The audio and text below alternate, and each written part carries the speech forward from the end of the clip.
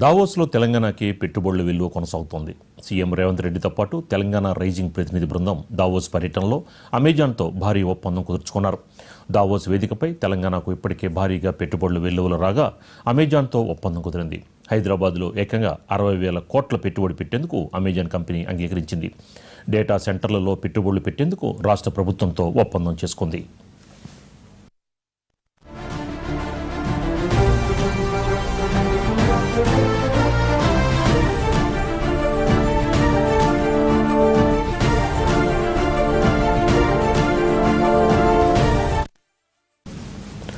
World economic ఫోరంలో CM Revanth Reddy, మంత్రి శ్రీధర్ బాబులు Amazon web services global public policy vice president Michael పుంకేతో భేటీ అయ్యారు.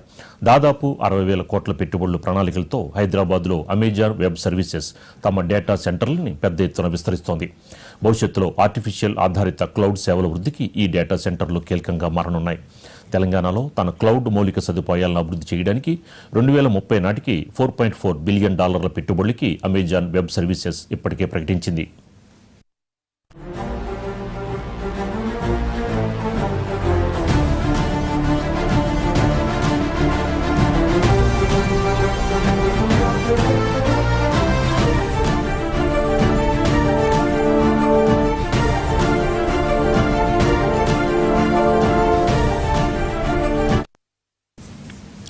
$1 బిలియన్ పెట్టుబడులతో రాష్ట్రంలో 3 సెంటర్లను గతంలోనే అభివృద్ధి చేసింది.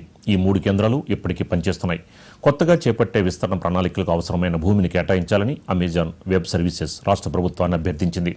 ఈ అభ్యర్థన రాష్ట్ర ప్రభుత్వం అంగీకరించింది. సీఎం రేవంత్ రెడ్డి మాట్లాడుతూ అమెజాన్ వంటి ప్రపంచ దిగ్గజ కంపెనీలు మన రాష్ట్రంలో గతంలో ఎన్నడూ లేని విధంగా భారీ పెట్టుబడులకి ముందుకు రావడం ఆనందంగా ఉందన్నారు.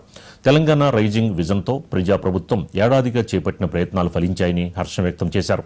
ఈ ఒప్పందంతో హైదరాబాద్ దేశంలో డేటా సెంటర్ల కేంద్రంగా తిరుగులేని గుర్తింపు సాధిస్తుందని ఐటీ మంత్రి డిడి శ్రీధర్ బాబు అన్నారు.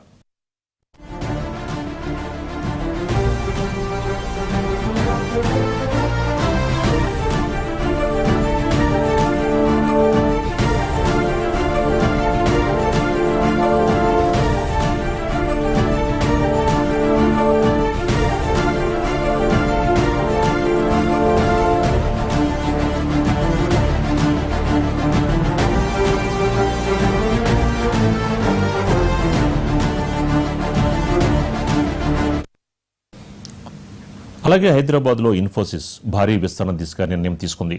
పోచారంలో ఉన్న ఇన్ఫోసిస్ క్యాంపస్లో అదనంగా 17,000 ఉద్యోగాలు కల్పించేందుకు ఇన్ఫోసిస్ ప్రణాళిక సిద్ధం చేసింది.